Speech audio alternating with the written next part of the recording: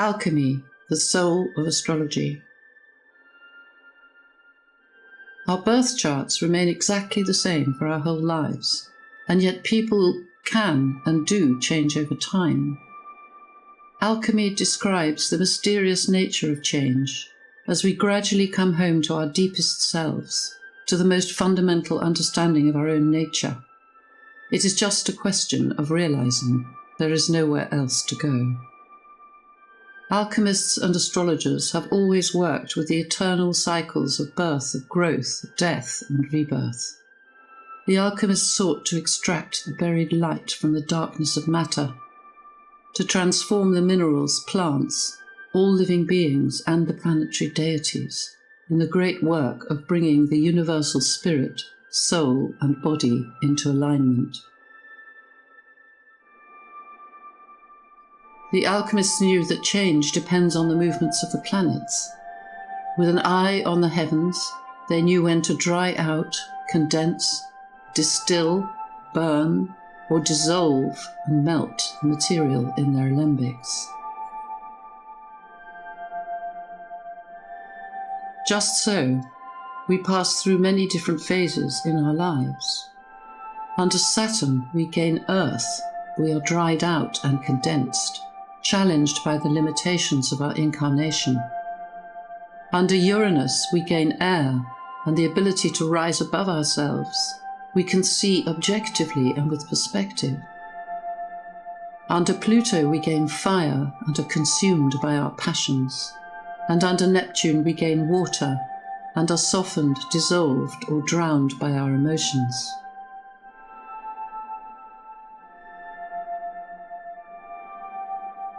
The alchemical opus is a journey of initiation, the ever-deepening discovery of what has been there from the beginning in the birth chart, but unknown. We die to our old selves and face our greatest fears, along with a series of challenges and trials.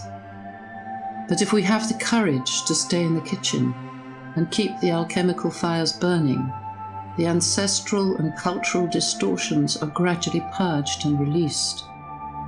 We go through a profound metamorphosis and find ourselves reborn into a profoundly new way of being, conscious of ourselves as both individual and universal.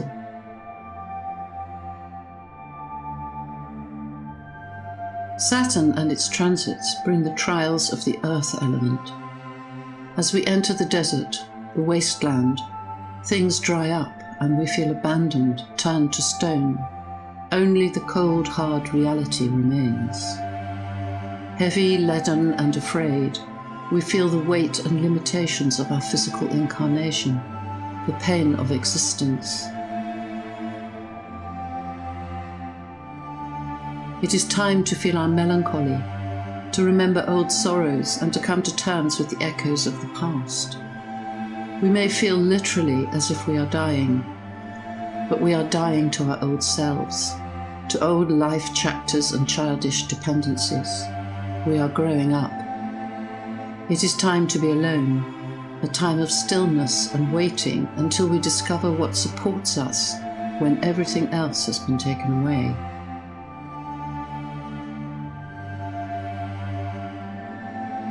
But as we discover the solid rock of our existence, the lead is gradually turning into gold.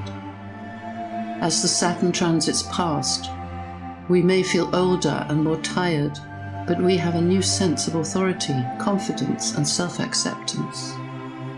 We emerge with a new center of gravity, a newfound loyalty to ourselves. We no longer need to hide from ourselves or from others.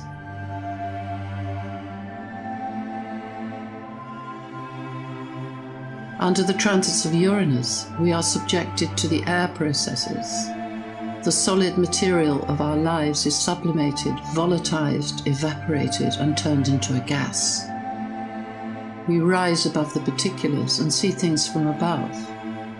We have new insights and realizations, and gain objectivity and detachment.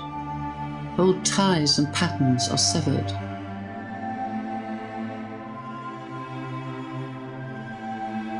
In the air processes, we long to escape up into the ethereal realms.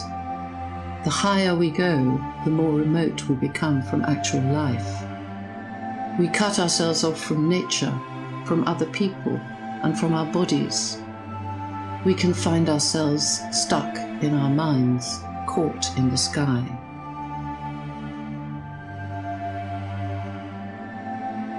But the extracted, distilled essence condenses in the upper, cooler region of the alchemical vessel and drops back down, returning to the world.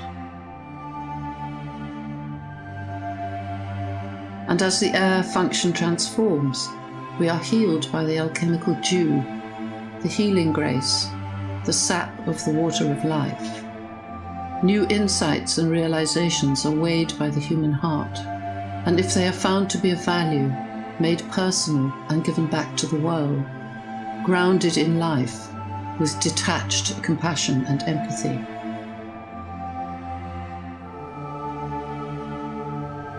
With the transits of Pluto, we are subjected to the fire processes.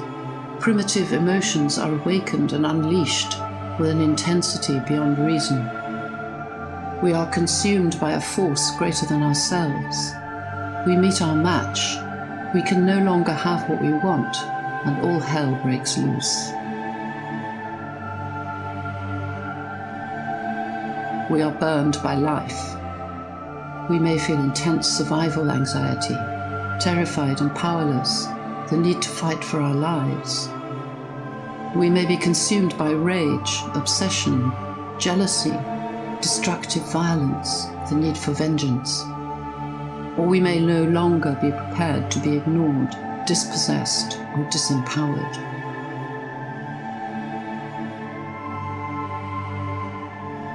The fire has to be endured until it burns itself out. Eventually, under intense pressure, the conflict, defeat, and suffering forces its own transformation. The fires of Pluto purge and regenerate. We have descended into our own depths, have died to our old selves and been reborn, renewed, emerging with the wisdom and knowledge of the eternal birth, death, and renewal of all things. We have experienced the power of the life force itself in both its destructive and creative aspects. Pluto is transformed, and we are no longer afraid of death. We have been burned through and are left with nothing but ash, glass, and salt, symbols of purified matter in its eternal state, no longer flammable. The water processes arrive with the transits of Neptune and often bring dreams and images of water, floods, the sea, tidal waves, rivers, and drowning. As the flood of emotion grows, we long to surrender, to be absorbed, melted, swallowed up. We can awaken to beauty, love, and joy, to periods of bliss and ecstasy, or we can be overwhelmed by sadness and the prolonged shedding of tears, often with no obvious cause. We may have devoted our lives to rescuing others at our own expense and feel exhausted, burned out, chronically fatigued. As we drown in the deep waters, we may not realize that it is our own souls which need rescuing. The ebb and flow of the soul, with all its joys and sufferings, is cleansing and healing, as all the inherited distortions, delusions, and deceptions are washed away. The dissolving bath is a tomb, a womb within which the new life gestates, and finally a font in which it is baptized or sanctified. We realize that we are and have always been supported by the universal solvent, the anima mundi, or soul of the world, and discover at last a joyful, loving connection to our own soul, to the transpersonal dimension of our own nature. We learn to listen to its guidance and to heal its wounds. We awaken to unconditional love and compassion, and turn again towards life with an open heart, whatever the cost. In the final transformation, the purified elements of air, earth, fire, and water find their rightful place in the scheme of things. We complete the circle and return to the world, to ordinary life, to the marketplace, with a deeper compassion and commitment to all living things, to share with others the insights and gifts we have received on the alchemical journey. Freedom from the fear of death is also the freedom to live.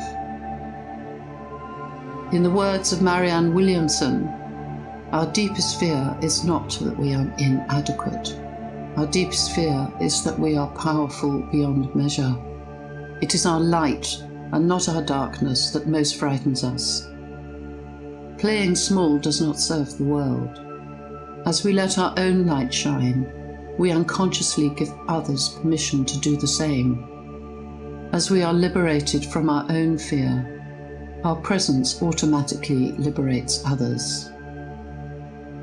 This is the core meaning and purpose of the alchemical transformation of our birth charts and of our lives.